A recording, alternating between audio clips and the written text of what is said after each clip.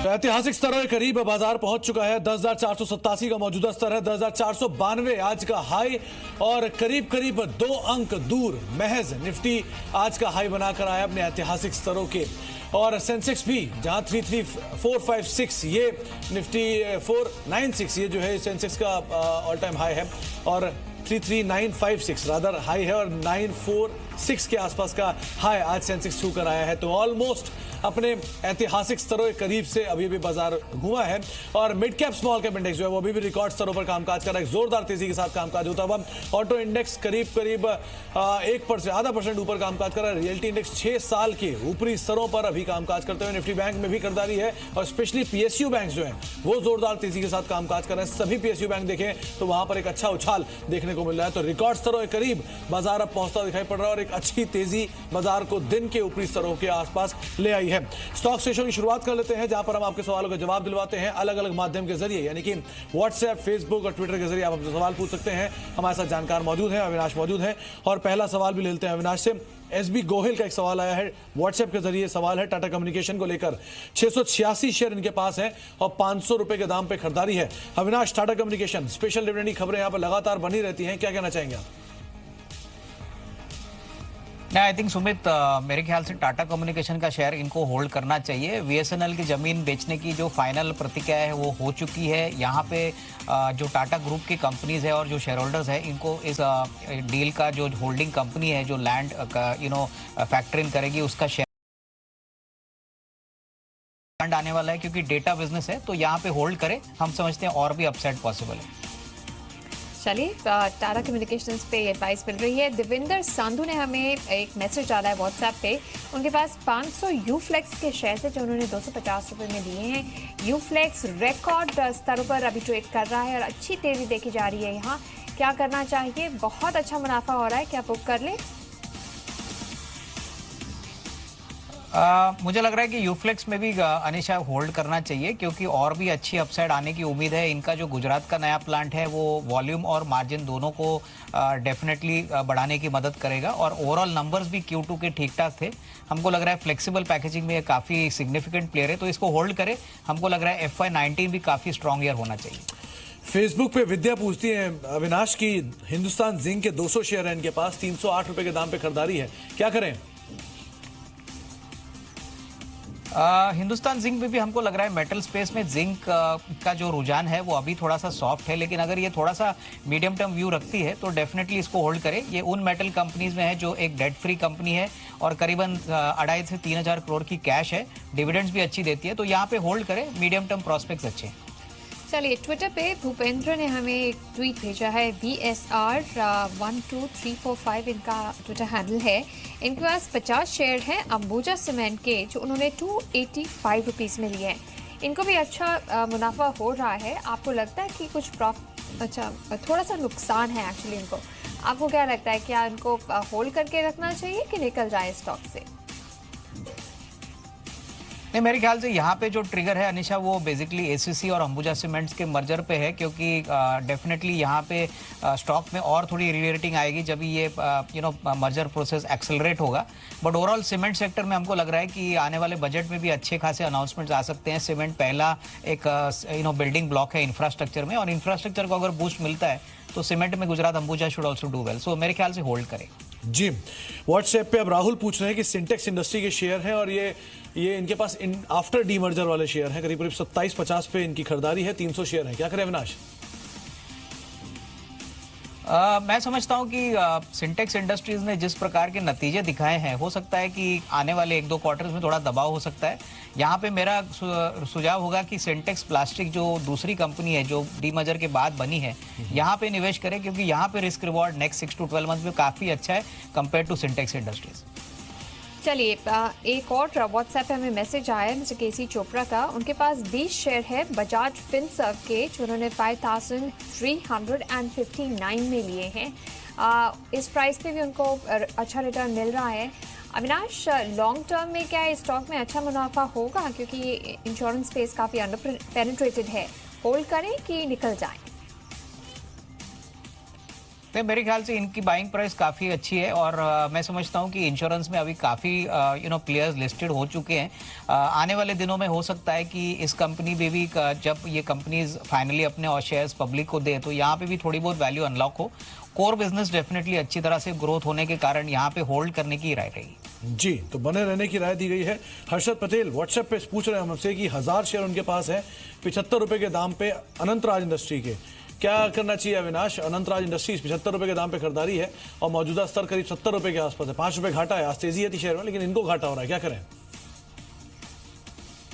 नहीं, मेरे ख्याल से रियल एस्टेट सेक्टर में काफ़ी समय के बाद एक थोड़ा बहुत ट्रैक्शन देखने को मिला है और अनंतराज में हमने देखा है कि नॉर्थ में इनके काफ़ी अच्छे लैंड पार्सल्स और प्रॉपर्टीज डेवलप हो रही है। थोड़ा सा अगर ये 6 to 12 मंथ्स का नजरिया लेते हैं तो यहाँ से भी थोड़ी सी अपसाइड आ सकती है। मेरे ख्याल से जल्दबाजी न करें और होल्ड करें। हमको लग रहा है कि 6 to 12 मंथ्स में एक अच्छा खासा रिस्क रिवॉर्ड बन सकता है।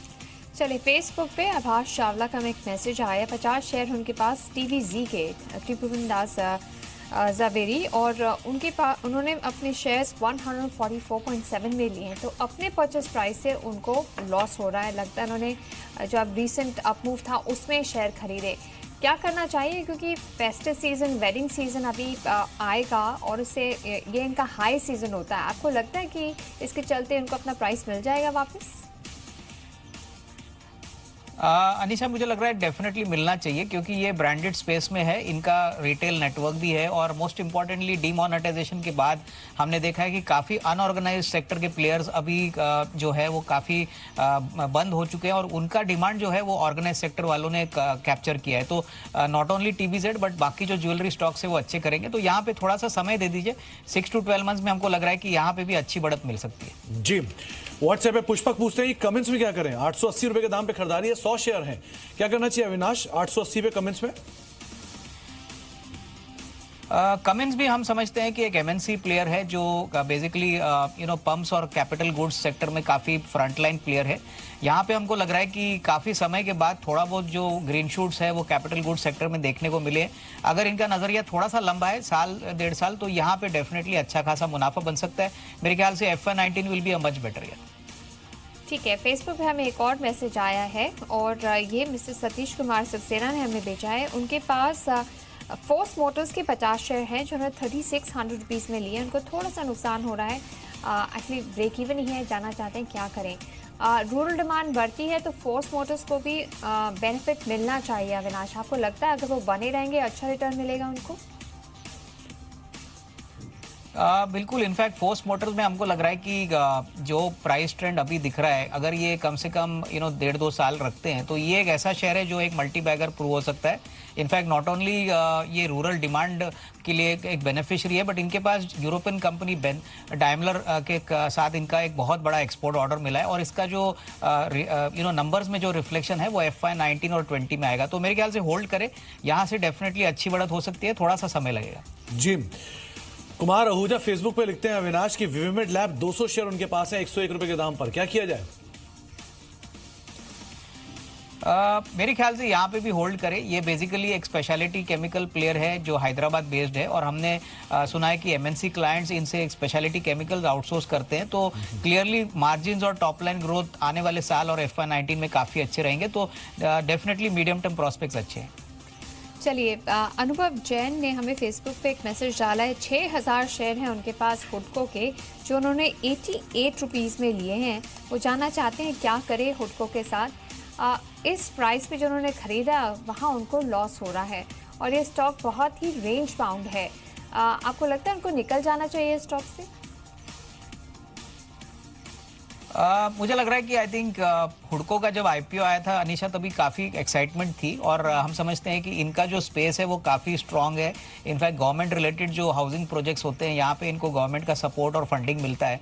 तो थोड़ा सा लंबा नज़रिया रखिए। ये शेयर में हालांकि शॉर्ट टर्म में कोई बड़ा अपसाइड नहीं है बट अगर ये 1.5-2 साल का नज़रिया रखते हैं तो यहाँ से भी अच्छी अपसाइड आ सकती है। जी, प्रवीण कैमलिन फाइन साइंसेस पर सवाल पूछ रहे हैं व्हाट्सएप के जरिए। 50 शेयर इनके पास और 105 रुपए के दाम पे खरीदारी है।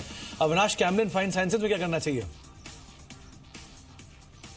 कैमलिन फाइन साइंसेज में भी हमको लग रहा है कि अगर लंबा नजरिया है तो सुमित इनको होल्ड करना चाहिए, क्योंकि बेसिकली इनका जो प्रोडक्ट है जो ज़्यादातर एक्सपोर्ट होता है यूरोप का जैसे मार्केट्स को, और काफ़ी समय के बाद कंपनी ने अपने जो प्लांट है वहाँ पे इनके ऑपरेशन स्टेबलाइज हो चुके हैं। तो मेरे ख्याल से नेक्स्ट 12 to 15 मंथ्स अर्निंग्स के पॉइंट ऑफ व्यू से अच्छे रहेंगे। हालांकि ये एक मिड कैप स्टॉक है तो इसमें लंबा नजरिया रखना काफ़ी जरूरी है। चलिए लॉन्ग टर्म व्यू रखिए। हमारे पास विनायक का व्हाट्सएप पे एक मैसेज आया है। उनके पास 350 शेयर है कर्नाटका बैंक के, जो उन्होंने 166.6 में लिए हैं। उनके परचेस प्राइस से तो उनको नुकसान हो रहा है। अविनाश, आपको लगता है कि जो एनपीएस की प्रॉब्लम है बैंक्स में कम होती जा रही है और कर्नाटका बैंक में उनको अच्छा मुनाफा हो सकता है कि वो निकल जाए? आई थिंक कर्नाटका बैंक उन बैंकों में से है जहां पे काफ़ी इंस्टीट्यूशनल इंटरेस्ट और काफ़ी बड़े एचएनआईज ने ऑलरेडी बड़ी पोजीशंस बनाई है। हमको लग रहा है कि इनका नज़रिया थोड़ा सा लॉन्ग टर्म होना चाहिए, क्योंकि ये एक ऐसी बैंक है जो आगे पॉसिबिलिटी है कि इसको टेक ओवर भी हो सकता है। हालांकि ये न्यूज़ अभी ऑथेंटिक नहीं है, बट क्लियरली जिस प्रकार का इनका नेटवर्क है, बैलेंस शीट साइज है, एसेट क्वालिटी है, यहाँ पे होल्ड करें। Definitely medium to long term में पिक्चर पॉजिटिव लग रहा है।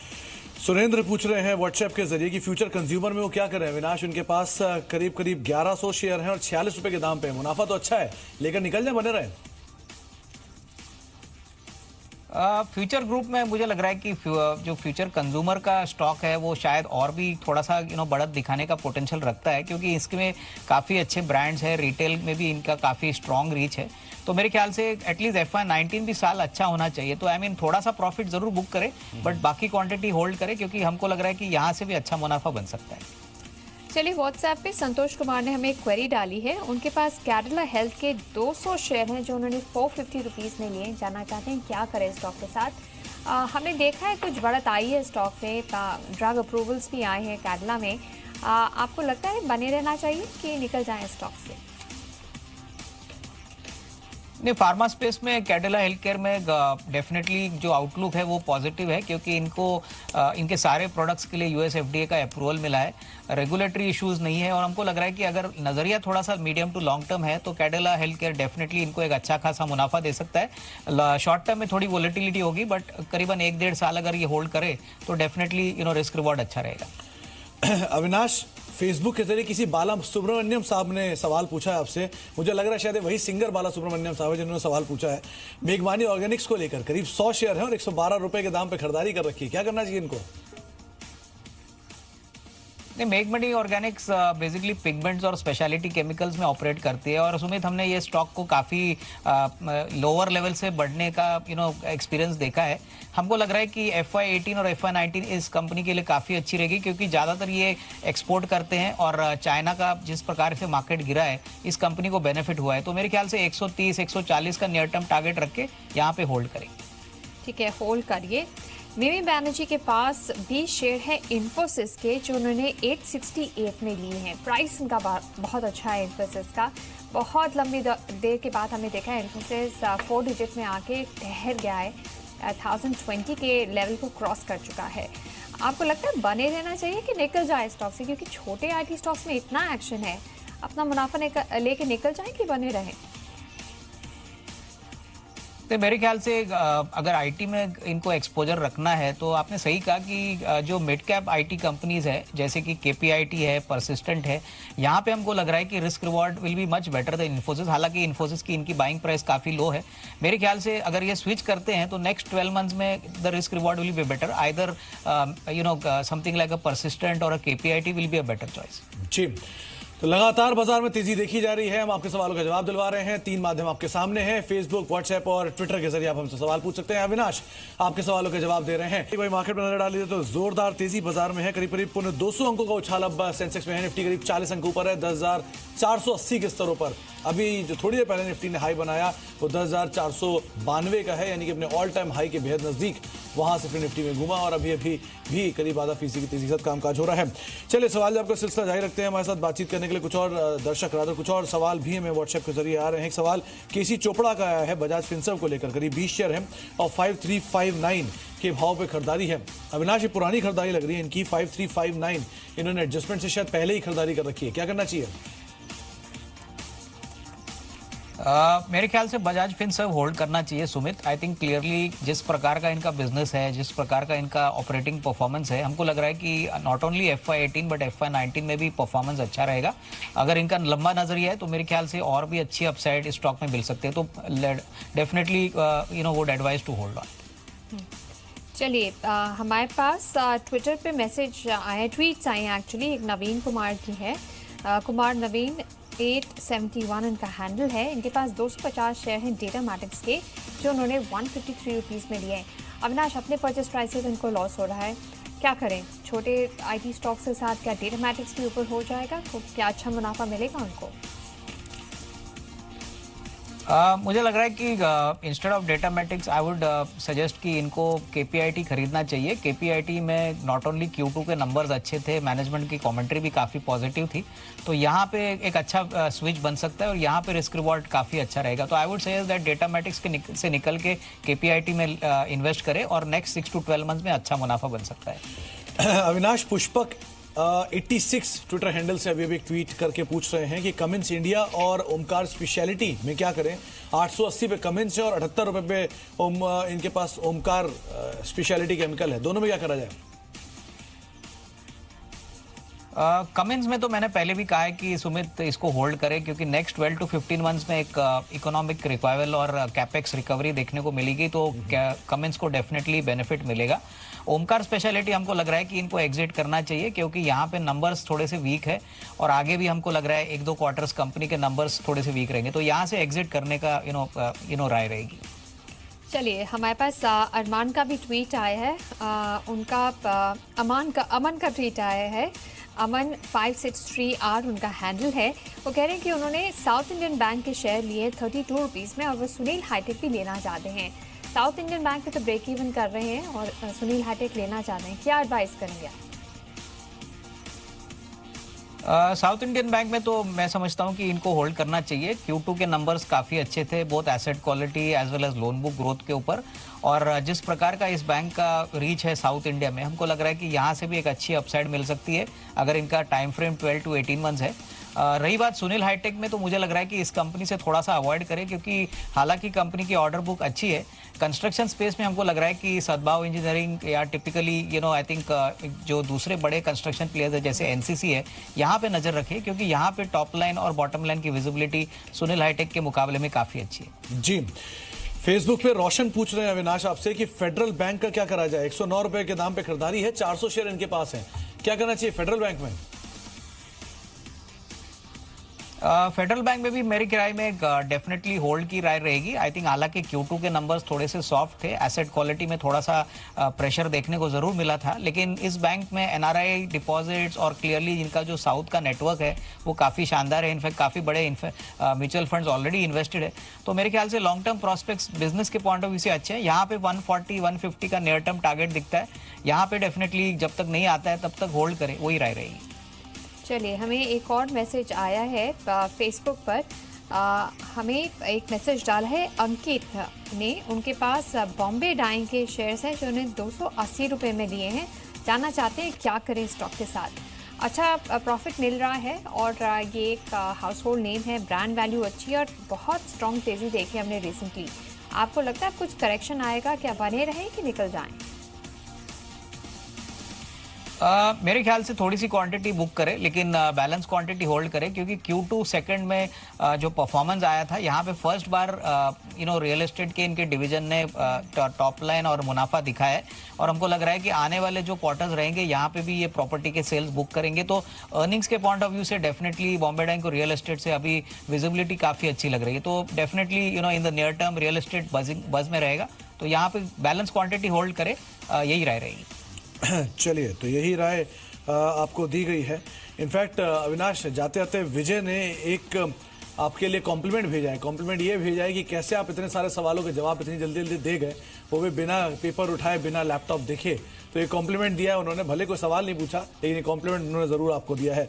बहुत बहुत शुक्रिया अविनाश हमारे साथ मौजूद रहने के लिए, और आपको और आपके परिवार को मेरी क्रिसमस और साथ साथ नववर्ष की बहुत बहुत शुभकामनाएं। बहुत बहुत शुक्रिया सर हमारे साथ मौजूद रहने के लिए, अपना समय में देने के लिए। करीब 40 अंक ऊपर अभी निफ्टी कामकाज कर रहा है, 10479 का लेवल देखने को मिल रहा है। अब एक और खास मेहमान हमारे साथ मौजूद हैं, उनसे बातचीत कर लेते हैं। मिस्टर ललित जलान हैं, CEO रिलायंस इंफ्रास्ट्रक्चर के हमारे साथ मौजूद है, उनसे भी बातचीत कर लेते हैं। मिस्टर जलान, नमस्कार, स्वागत है कार्यक्रम में। पहले तो आपको भी नव वर्ष की बहुत बहुत शुभकामनाएं और साथ साथ मेरी क्रिसमस।